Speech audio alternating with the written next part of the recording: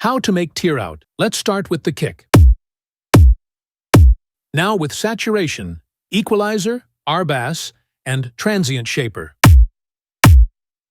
2 claps. Reverb and transient shaper. Now some rides. A crash sample. The bass line.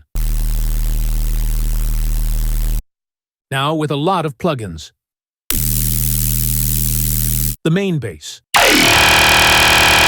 Another layer of bass. Some bass fills. Background circuit sound FX. Now some variations. Glitch FX as fills. Impacts and downlighter effects. And a basic build-up. Now let's check.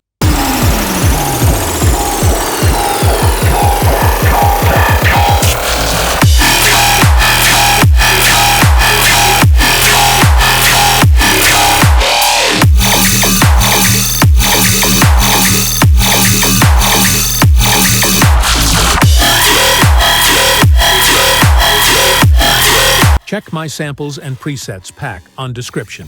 Thanks for watching.